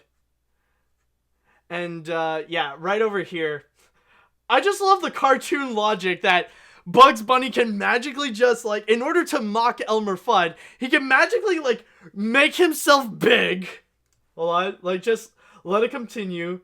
And then suddenly, like, he just magically shrinks down. I love the cartoon logic of it. Like, he could just magically grow and shrink. And, like, I don't necessarily blame people for thinking that, like, they love this image in particular. Like, they thought it was actually kind of funny to see, like, this fat Bugs Bunny. I will admit, it is a bit of a funny image in itself, like, especially with the way that he would be mocking Elmer Fudd. So, that's basically the origin of the scene itself. This is the origin of the image. Okay, so we got the image. Now we know where this fat Bugs Bunny came from. It's not necessarily that Bugs Bunny ate too much food and got fat, is that he mostly got fat because he expanded himself in order to make fun of Fudd Chungus. So, the big question is next now is, what the fridge is a Chungus? Where did that come from? And that one is actually originated, interestingly enough, from a video game journalist called Jim Sterling. And he would often use the word Chungus. And apparently, it says here, I'm reading from knowyourmeme.com, but they sourced from Urban Dictionary stating that, coined by Jim Sterling of Destructoid, it's said to mean anything and everything, including but not limited to a chunky anus.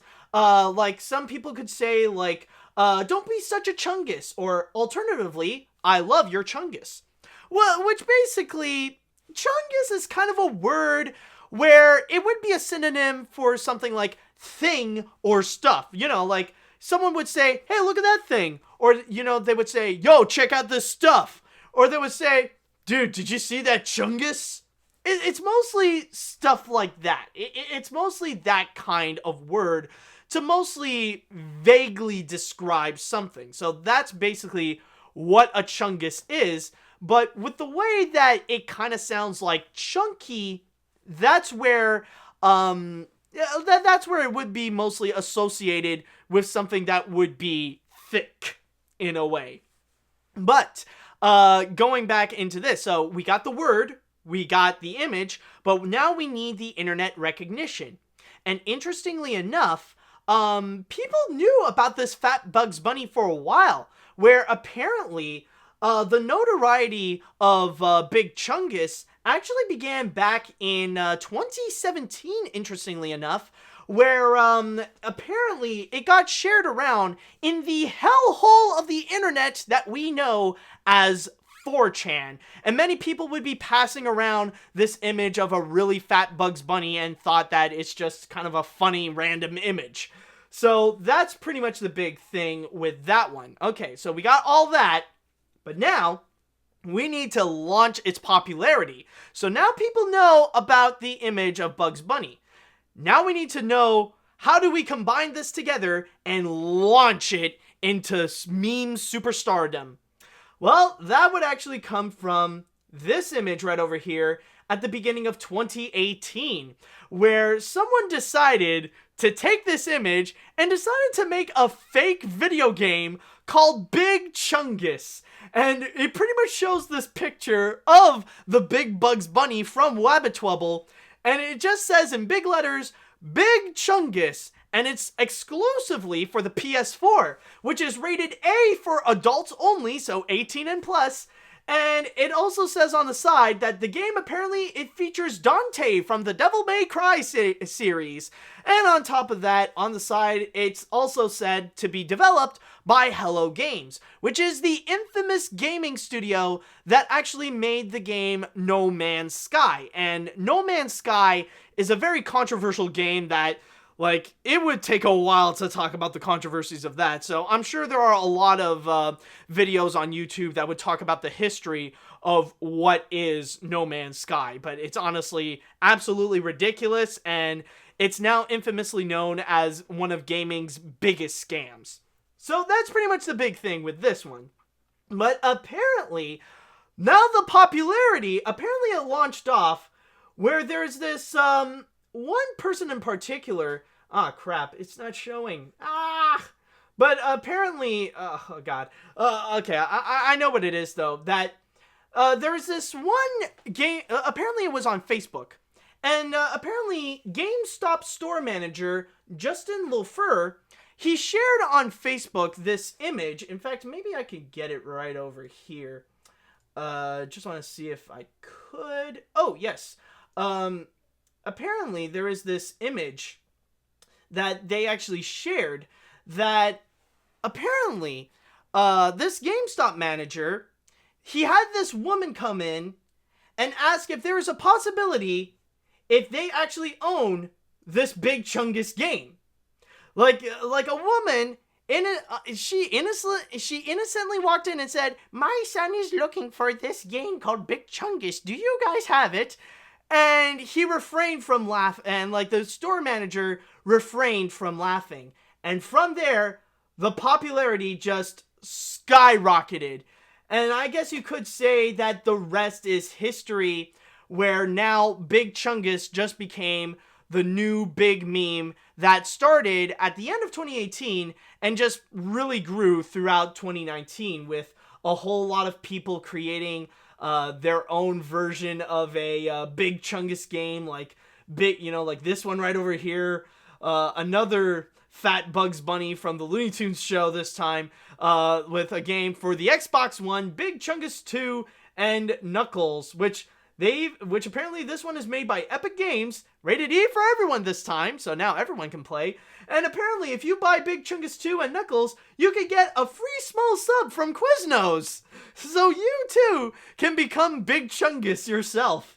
So that's pretty much the big thing. And even at that, there are many different creative ways that people would use Big Chungus as well. Rather it be using Big Chungus as a god, or even mixing it with other memes as well. There's even at one point that they even tried to mix two different memes together, where they took Ugandan Knuckles from the start of 2018 and Big Chungus in order to create Ugandan Chungus, which is a combination of which is actually a combination of Ugandan Knuckles and Big Chungus. And my only comment on Ugandan Chungus is pretty much, just because you could doesn't necessarily mean you should. I'm just laying it out there that I look at this and I'm like, no, this should not be a thing. You can have Big Chungus, you can have Ugandan Knuckles, you can have Dewey, but this is not Dewey. This is totally not Dewey. Holy crap. Oh my god, someone even commented Big Chungus into the Chungus verse. Oh my god. Can somebody do that? Can someone actually make a Chungus verse out of Big Chungus? That would actually be amazing. Oh my god. But honestly, like, with the way that you look at all this, some does have to wonder, what's with the fascination with Big Chungus? Why is it that people seem to be so fascinated with this Big Chungus meme? It seems so weird. It seems so confusing. And honestly, I tried thinking about it, and my only conclusion that I can have with this is just the fact that with Big Chungus, it's really just this kind of meme that people really do enjoy, because I think people just love fat cartoon characters. And it's not necessarily in a mean-spirited way. I do understand how obesity is a serious problem. It's not to make fun of fat people, but it's just the image of very fat cartoon characters seem to be really hilarious with people. And it's just, especially like in cartoons, they would over-exaggerate the proportions. So, especially in the case of Big Chungus, like, you would take an icon that we all know and love like Bugs Bunny and just make him ridiculously fat just standing there.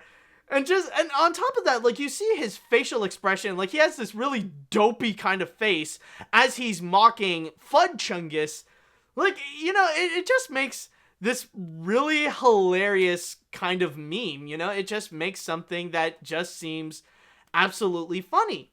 And if you don't necessarily believe me that people love fat cartoon characters, I want to remind you that this is not necessarily the first time that people would use fat cartoon characters as a popular meme. I mean, sure, you got a few obvious ones like, well, Shrek is a big guy himself, so that could probably count.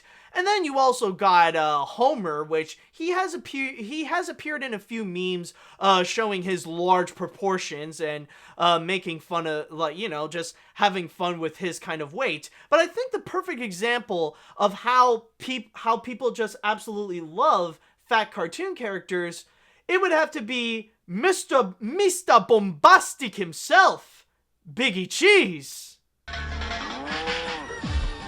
Mr. Bombastic. We want some bombastic, romantic, fantastic lover.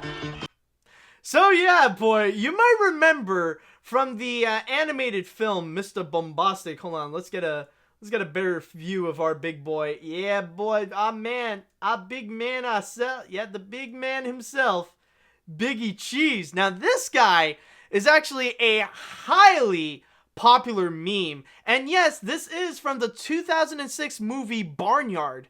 And like this video that I actually picked up here of Biggie Cheese singing Mr. Bombastic, that actually got, like, it didn't get Baby Shark views, like it's not in the billions, but this video itself of Biggie Cheese actually accumulated more than 8 million views on YouTube. And this is not an old video either. Even though this is from a 2006 movie, this video was released on November 6, 2016.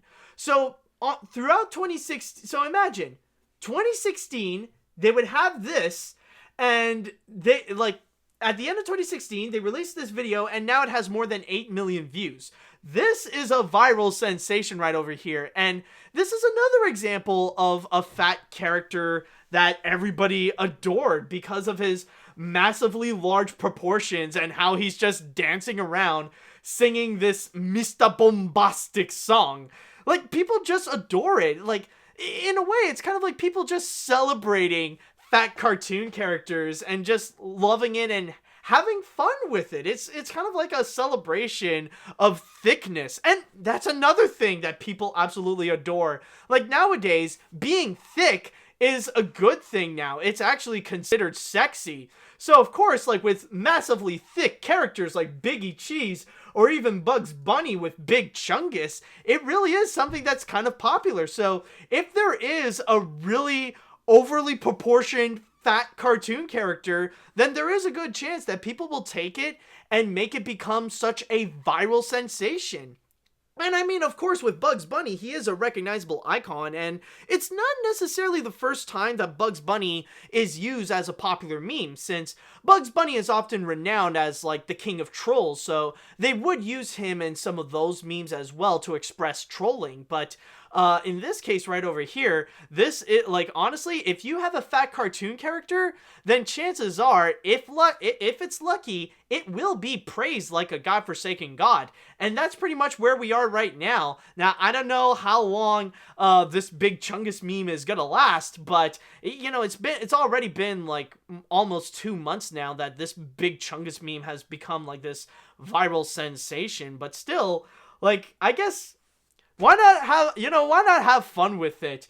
And why not like make it last? And it's kind of fun going back into these classic cartoons and looking back into the history all over again. It's kind of nice. It's honestly a lot of fun. So honestly, I really do appreciate this Big Chungus meme, and yeah, like, I would see a few Big Chungus memes here and there, and they do make me laugh. I do enjoy them, so for me, I feel like this is a fun meme that, so far, people aren't really going too far with it, but, honestly, this is just, it's really enjoyable. Honestly, I feel like Big Chungus is a lot of fun. Alright, so with that said, though, I would like to go into the chat wall, and I want to know, what do you guys think about Big Chungus? Do you guys like the meme? Do you hate it? Do you think there's just too much Big Chungus going around? Are you confused about, like, how fat Bugs Bunny is? Well, let me see, what do you guys think? Alright, well, this couldn't get any more weirder, like, seriously. Well, whatever trends on the internet can really turn to be a meme, next to something like Santa Claus or Mammy the Mammoth with "I'm not fat, it's the fur, it's poofy." But by the way, before we get a major shout out to my before we go, major shout out to my cousin. It's his birthday today. Oh, well, happy birthday then. All right, let's see. So we had Somebody Touching My Spaghetti in December 2017, and now we have Big Chungus on December of 2018. Now we have to wonder what will be the next animation-based meme in December 2019. You never know, but if this trend does continue, we have to realize it has to come from a classic cartoon. And considering that Terry Toons had a turn, Warner Brothers had a turn, I think it's either going to be either Universal or Disney that's going to have a turn. So we'll have to wait and see on that. Okay, let's see now. I could speak as a furry that fat characters are far more popular than you think. Go to DeviantArt, look up popular animal characters like Balto, Lucario, and Judy Hopps, and boom. Expanded flesh at its finest. Okay, for that, I feel like, honestly, there are different things. Like, with Big Chungus, this is for amusement. I know that big characters are really popular, but for stuff like DeviantArt, I'm just saying, that one is used for a different reason.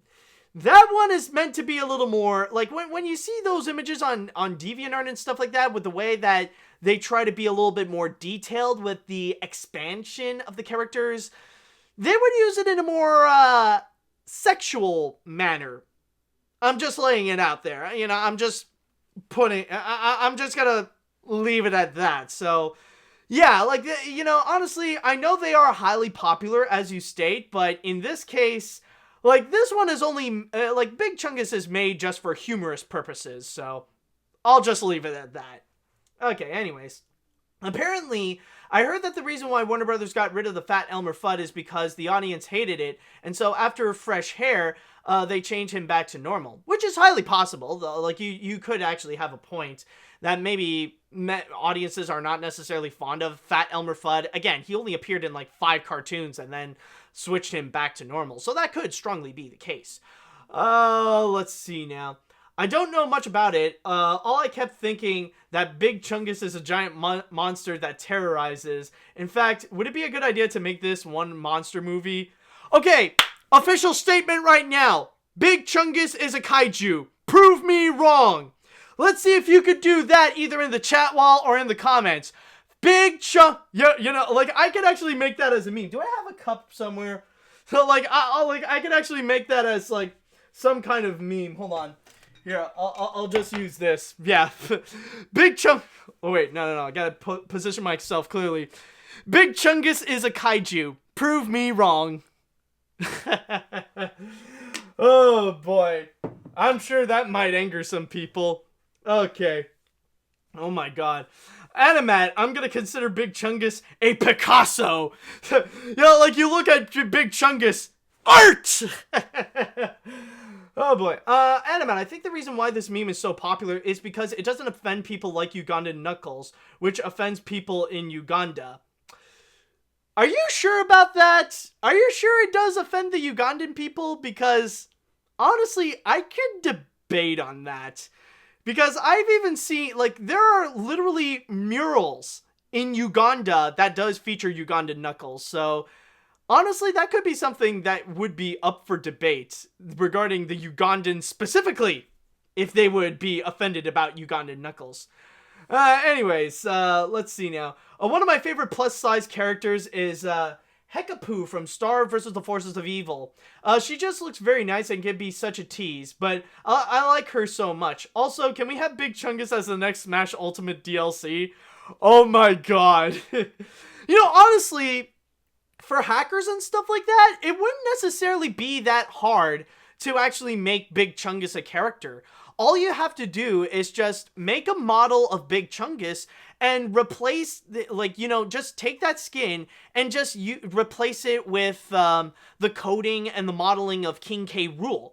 Basically, you got that kind of Big Chungus. That way, you can even make his entire stomach as a counter. So it really works out. Technically, the Big Chungus of Smash Ultimate is King K. Rool. So why not, hack it and just, change some of the coding where you make Big Chungus Big Chungus the character, make him a legitimate playable character.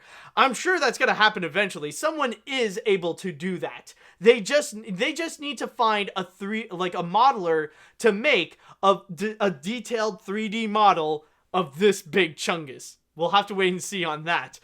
Okay. Let's see now. Let's see. Oh, Matt, I'm surprised that you never covered the Polar Express know-it-all meme.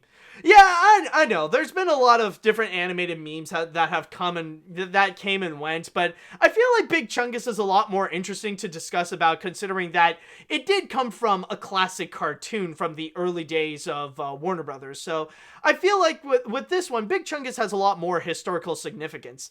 All right, let's see now. Oh boy, someone wants to correct me. No, AniMat, I meant that was supposed to be a reference to Toy Story when Mr. Potato Head says, I'm a Picasso. Oh, still, I mean, well, either way, it can work. Big Chungus is a Picasso, or Big Chungus is art. Either way, it can work. Alright, so I think we've had enough fun, and that should be it for this week's episode of AniMat's Crazy Cartoon Cast. And my god, I definitely had a lot more fun than I expected with this episode, and I just want to say thank you guys so much for listening, and thank you guys so much for watching. Tune in for next week. We're gonna have a lot more news and a lot more fun in this. I definitely had a blast talking about some of these news stories, so I just want to say thank you guys so much for watching, and until next time, see you later, dudes!